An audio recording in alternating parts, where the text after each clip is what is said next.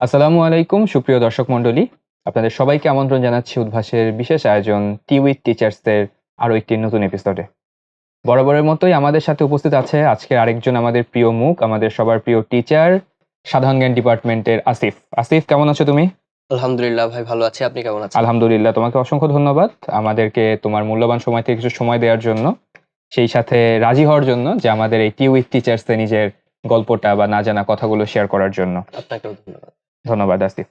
তো তুমি জানো আমাদের টি উইথ টিচার্সে ৩টা সেগমেন্ট থাকে। ৩টা সেগমেন্টে আমরা উদ্ভাসে যারা রেগুলার টিচার বা যারা স্টুডেন্টদের ভিতর ব্যাপক জনপ্রিয় সেই টিচারদের আসলে জীবনের গল্পটা জানার চেষ্টা করি। অনেক কথাই দেখা যায় টিচার হিসেবে তো তোমাকে অনেকেই চেনে, ব্যক্তি আসিফ হিসেবে তোমাকে ঠিক কতটুকু চেনে সেটা জানানোর জন্যই আসলে স্টুডেন্টদেরকে আরেকটু ইন্সপায়ার করার জন্য, মোটিভেট করার জন্যই আসলে এই আয়োজন। তাহলে উইদাউট এনি ফার্দার অ্যাডু আমরা প্রোগ্রামটা শুরু করে দিই। প্রথম অংশ, get to know your teacher.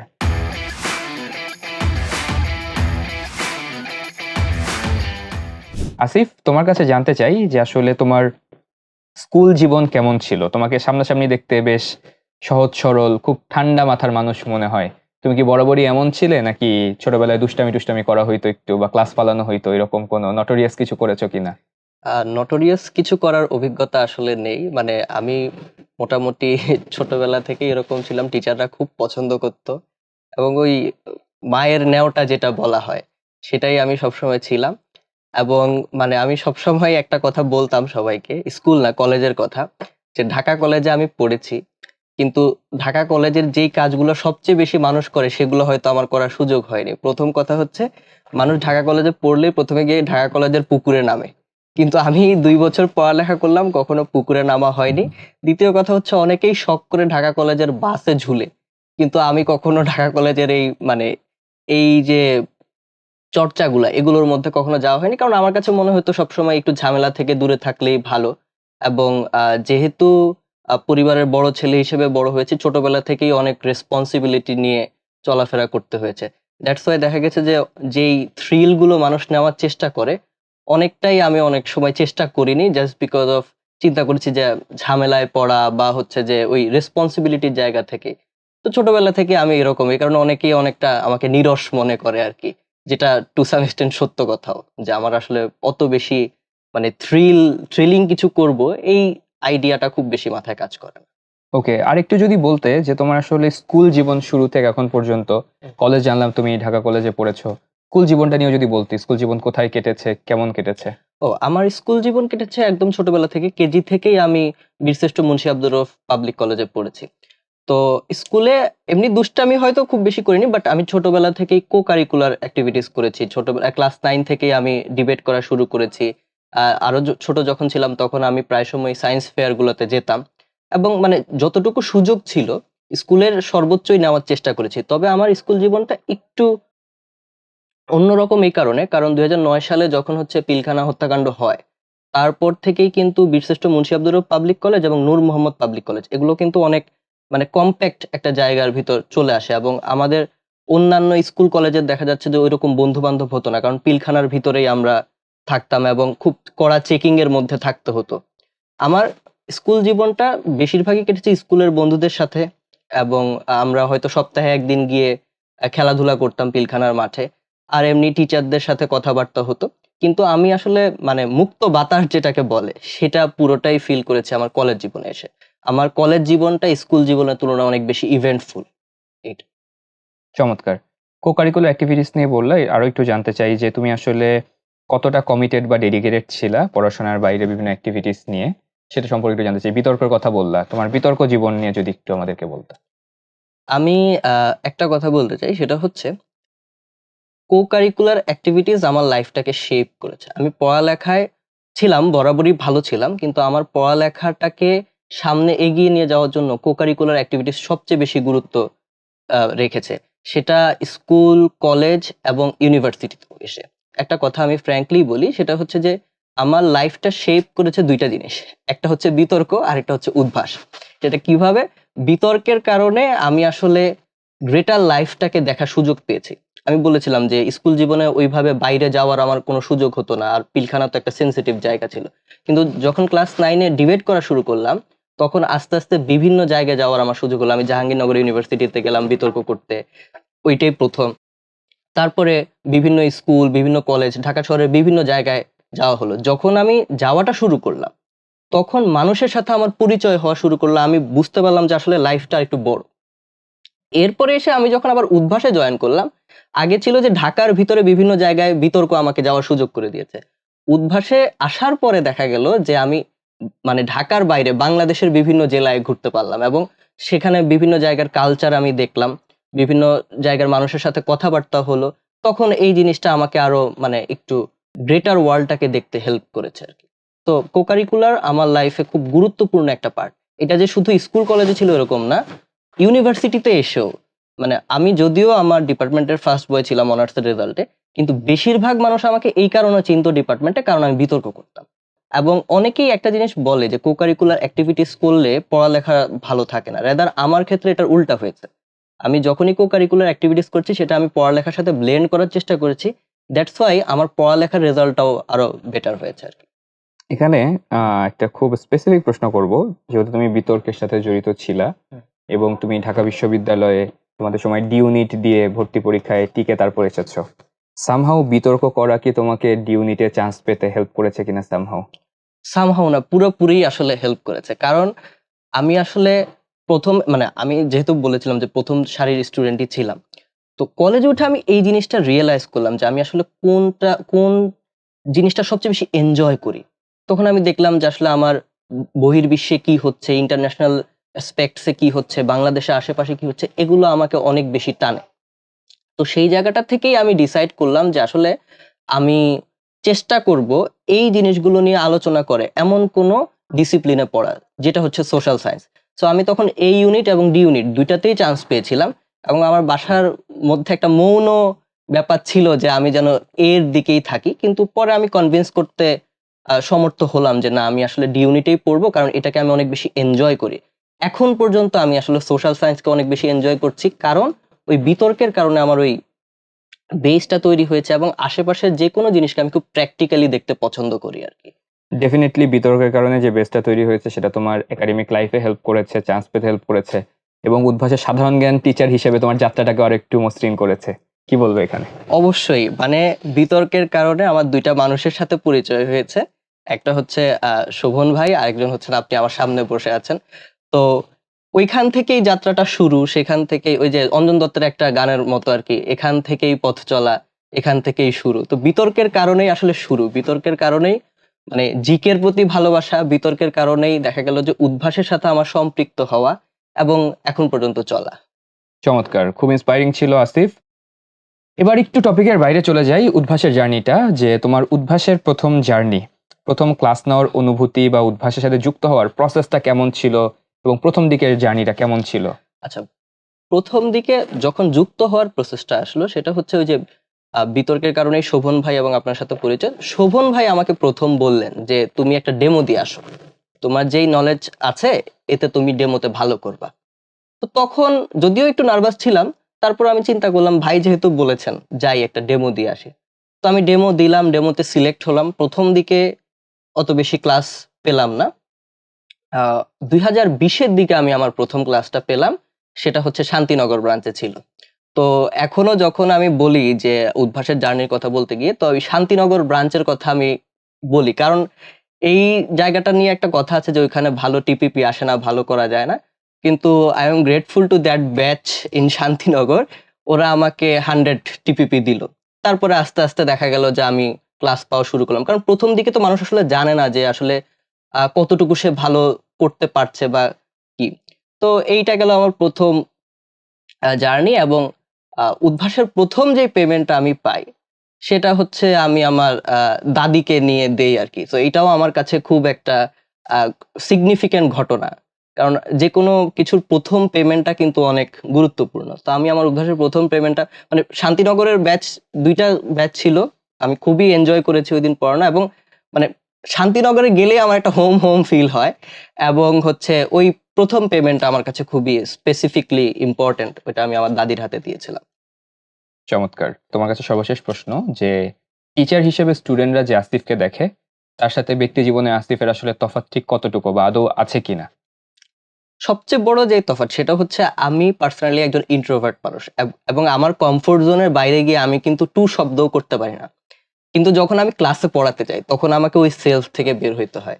প্রত্যেকটা স্টুডেন্টের সাথে দেখা যায় যে আমার কথা বলতে হয়, বা যদিও আমি সোশ্যাল লাইফে অনেক ইন্ট্রোভার্ট, তখন কিন্তু সবার সাথে আমার কথা বলতে হয়, এঙ্গেজ করতে হয়। সো ওইটা একটা ডিফারেন্ট সেলফ আমার কাছে মনে হয়, এবং টিচিং এর এই ব্যাপারটাই আমার কাছে সবচেয়ে সিগনিফিকেন্ট লাগে, এবং সারা জীবন আমি টিচিং এ থাকতে চাই শুধুমাত্র এই একটা কারণে যে কমফোর্ট জোন থেকে বের হয়ে নিজেকে এক্সপ্লোর করার একটা জায়গা আছে।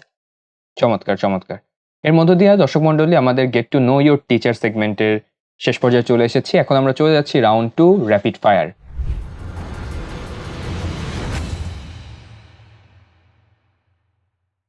তোমাকে 2টা বা ক্ষেত্রে বেশি 3টা অপশন দেওয়া হতে পারে। So without any justification you have to pick one. Okay, so তোমার জন্য প্রথম প্রশ্ন, পাহাড় নাকি সমুদ্র? সমুদ্র। কেন? কারণ হচ্ছে যে সমুদ্র খুব বিশাল। সো আমার ওই সমুদ্রের নীলটা ভালো লাগে, আকাশ এবং পানির নীল এক জায়গায় মিশে যায়, এবং ওই যে সমুদ্রের বিশালত্ব, এই জিনিসটাকে আমি ওন করি বলে আমার কাছে মনে হয়। চমৎকার। উদ্ভাসে ক্লাস নেওয়ার ক্ষেত্রে তোমার প্রেফারেন্স কোনটা, ঢাকার ভেতরের ব্রাঞ্চ নাকি ঢাকার বাইরের ব্রাঞ্চ? ঢাকার বাইরের ব্রাঞ্চ। কেন, পেমেন্ট বেশি? পেমেন্টের থেকে বেশি হচ্ছে যে আমি তো ওই যে যেটা বললাম যে ছোটবেলা থেকেই আমার জার্নিটাই ছিল এরকম, বছরে একবার ঢাকা টু নোয়াখালী, নোয়াখালী টু ঢাকা। এর বাইরে আমি আসলে কোথাও যাব। উদ্ভাসে যখন আমি আসলাম তখন আমি জয়পুরহাট গেলাম, তখন আমি বগুড়া গেলাম। বিভিন্ন জায়গায় গেলে বিভিন্ন জায়গায় ডেলিকেসি টেস্ট করা যায়, এবং আমি নরমালি খুব মানে শুধু আকাশপথ বাদে মোটামুটি বাস, ট্রেন, তারপরে হচ্ছে আপনার চাঁদপুর যখন যাই লঞ্চ, এই সবগুলো যানবাহন আমি আমার শুধুমাত্র উদ্ভাসের থ্রুতেই মানে যাওয়া হয়েছে, এছাড়া কিন্তু ওইভাবে হয় নাই। সো যতবারই আমি ঢাকার বাইরে যাই নতুন নতুন এক্সপিরিয়েন্স। সো এই কারণে মানে ঢাকাটা তো খুব যান্ত্রিক, এবং ঢাকার বাতাসও ইদানিং এত মানে কি বলবো আনহেলদি। ঢাকার বাইরে গেলে আমার কাছে মনে হয় আমি হেলদি ফিল করি, এবং ওই জায়গার মানুষ, ডিফারেন্ট জায়গার মানুষ কিন্তু লোকালিটির মানুষ কিন্তু ডিফারেন্ট রকম হয়। এক একজনের সাথে কথা বলতেও মনে হয় যে নতুন কিছু আমি এক্সপ্লোর করছি, এই কারণে ঢাকার বাইরেটা আমার বেশি ভালো লাগে। ওকে, নেক্সট প্রশ্ন, 2020 সালের উদ্ভাস নাকি 2024-25 সালের উদ্ভাস, কোনটাকে প্রেফার করবা? 2024-25 সালের উদ্ভাস। কেন? কাজ করার জায়গা বেশি, এবং I have got a very excellent team to work with. 2020 সালে আমি একটা ইন্ডিভিজুয়াল, বাট যখন আমি 2024-25 সালে উদ্ভাসে আসছি, I have a family here, and এখানে খুবই কমফোর্ট একটা জোন আমি পাই। সো 2024-25 সালের উদ্ভাস অফকোর্স। চমৎকার, চমৎকার। ঢাকার ভেতরে ব্রাঞ্চগুলোর ভেতরে সবচেয়ে পছন্দের ব্রাঞ্চ, বাট 2টা অপশন দেব তোমাকে, ফার্মগেট নাকি মিরপুর? দুইটাই খুব পছন্দের branch. I would go for Mirpur. Mirpur কেন? আচ্ছা, মিরপুর মানে এই বছরের বা আগের বছরের অভিজ্ঞতাতে মিরপুরে স্টুডেন্ট বেশি থাকে ক্লাসরুমে, সো এঙ্গেজমেন্ট বেশি হয়। বাট নর্মালি তো উল্টা হওয়ার কথা, যে ফার্মগেটে তো স্টুডেন্ট বেশি হয় আমরা দেখি, বাট মিরপুরে মনে হয় ধারাবাহিক থাকে, যে ধারাবাহিক প্রথম থেকে শেষ থাকে, পর্যন্ত হ্যাঁ, মানে কি বলে প্রত্যেকটা ব্যাচেই স্টুডেন্ট থাকে। ফার্মগেট হচ্ছে খুব সিলেক্টিভ, এগুলাতে বেশি স্টুডেন্ট থাকে। আবার হচ্ছে ফার্মগেটে দেখা যায় প্রথম দিকে অনেক স্টুডেন্ট থাকে, আস্তে আস্তে স্টুডেন্ট হ্যাঁ, মানে এটা shift করে যায়। হ্যাঁ শিফট করে যায়। Exactly. সাধারণ জ্ঞান পড়ানোর তো 2টা স্কোপ আছে, যে তুমি মেডিকেলও সাধারণ জ্ঞান পড়াও, আবার ভার্সিটির জন্য সাধারণ জ্ঞান পড়াও, কোনটা পড়াতে বেশি ভালো লাগে? ভার্সিটি। ভার্সিটি কেন? কারণ স্কোপ বেশি। ভার্সিটিতে আপনি অনেক কিছু আলাপ করতে পারেন, মেডিকেলে খুব সিলেক্টিভ জিনিস। আরেকটা হচ্ছে যে স্টুডেন্ট ক্যাপাসিটির ক্ষেত্রেও মেডিকেলের যারা স্টুডেন্ট, মানে আমি উইথ রেসপেক্ট, ওরা খুব স্পেসিফিক, ওরা খুব চায় যে আমাকে ইনফরমেশন গুলো দিয়ে দেন। বাট আপনি যখন ইউনিভার্সিটিতে পড়াতে যাচ্ছেন, জায়গাটা বড়, আপনি ভালোভাবে সবকিছু ডিসকাস করতে পারবেন, এবং ওইখানে একটা আগ্রহ থাকে যে ভাই এই ঘটনাটা কেন হলো, এটা না হয়তো ওইটা হইতে পারতো, ডিসকাশন করার সুযোগ থাকে। মেডিকেলের যেই পড়ানোর সিস্টেমটা, এইটা টু সাম এক্সটেন্ট একটু ন্যারো। এখানে সময় কম, ক্লাস কম, টপিক স্পেসিফিক ওয়েতে পড়াইতে হয়, ডিসকাশনের সুযোগটা কম। এই কারণে আমি ভার্সিটি প্রেফার করি। চমৎকার। ওকে, এর মধ্যে দিয়ে আমাদের র্যাপিড ফায়ার অংশটাও শেষ হলো। আমরা চলে যাচ্ছি আমাদের সর্বশেষ টপিক, রিউমার স্ক্যানে।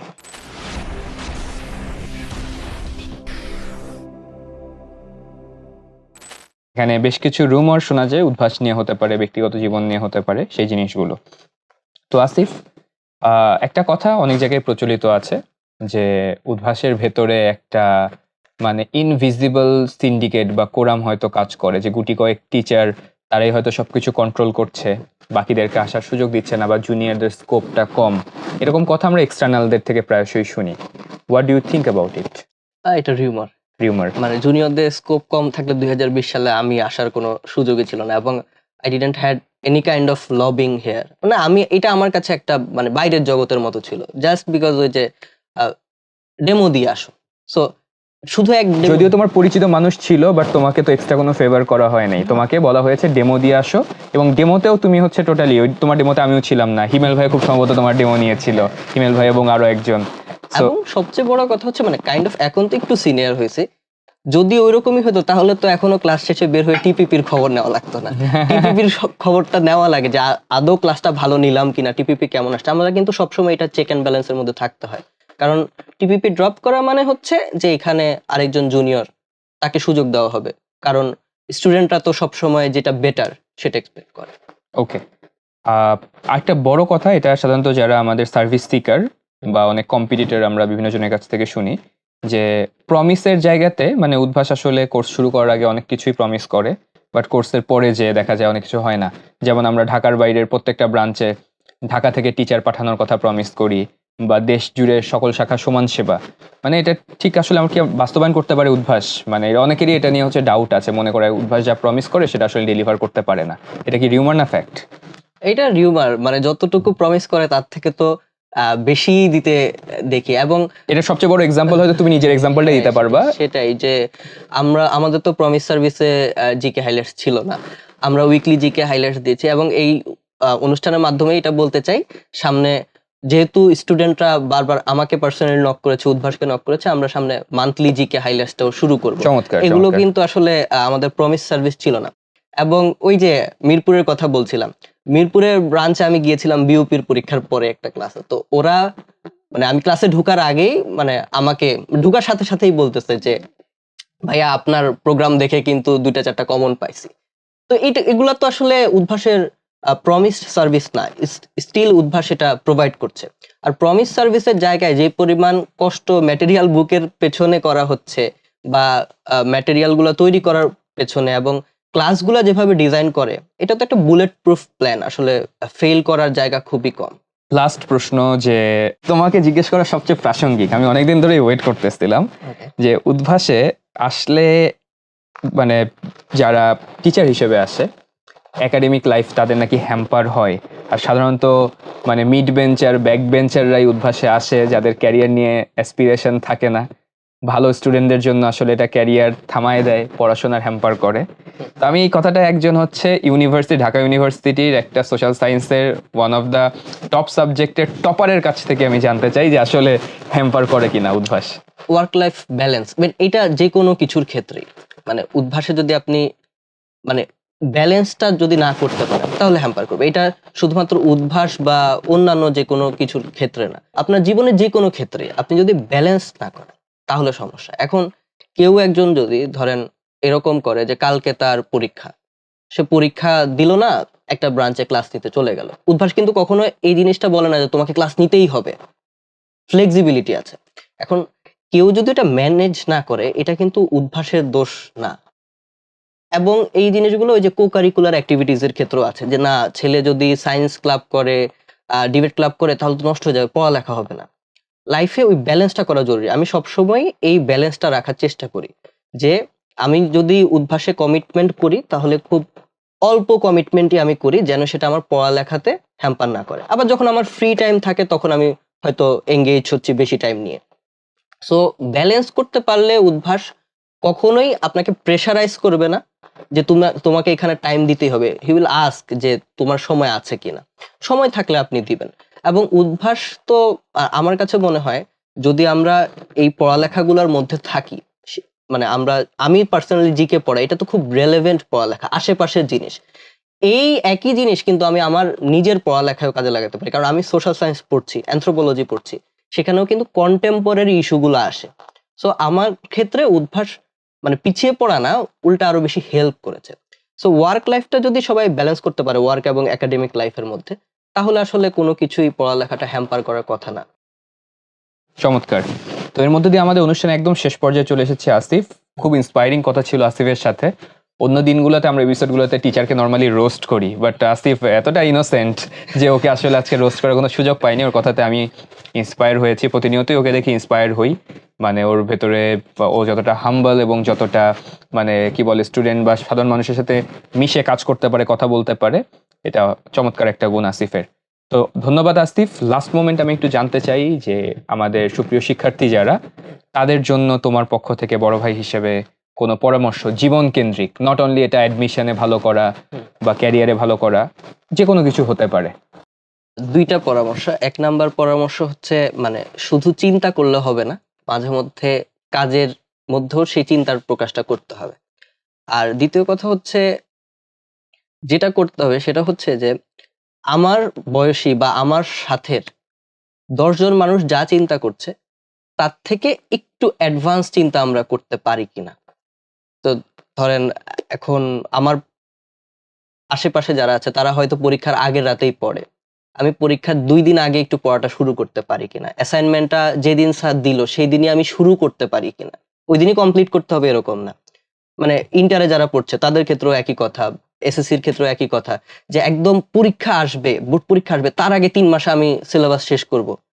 এর আগেই বা মানে ১ বছর আগেই আমি আসলে নিজেকে একটু এগিয়ে রাখতে পারি কিনা। সো এইভাবে চিন্তা করলে আমাদের জন্য প্রেশারটা কম হয়। সো এটাই আমার মানে ওভারঅল সবার জন্য একটা সাজেশন যে অনেক বেশি লোড না নিয়ে লোডটাকে ডিভাইড করে যদি আমরা আস্তে আস্তে সামনে এগোতে পারি তাহলে লাইফে ভালো কিছু করার একটা সুযোগ থাকবে। চমৎকার। সুপ্রিয় দর্শক মন্ডলী, এর মধ্য দিয়ে আজকের আমাদের এই এপিসোড এখানেই শেষ হচ্ছে। আসিফ, তোমাকে আবারও ধন্যবাদ আমাদেরকে তোমার মূল্যবান আপনাকেও সময় দেওয়ার ধন্যবাদ জন্য। ভাইয়া। তো এমন আরো এপিসোডে আপনাদের সামনে হাজির হব খুব শীঘ্রই। মিনওয়াইল আপনারা কমেন্টে জানিয়ে দিতে পারেন নেক্সট আপনারা কোন টিচারকে দেখতে চাচ্ছেন। দেখা হচ্ছে নেক্সট কোনো এপিসোডে। সে পর্যন্ত সবাই ভালো থাকুন, সুস্থ থাকুন। আল্লাহ হাফেজ।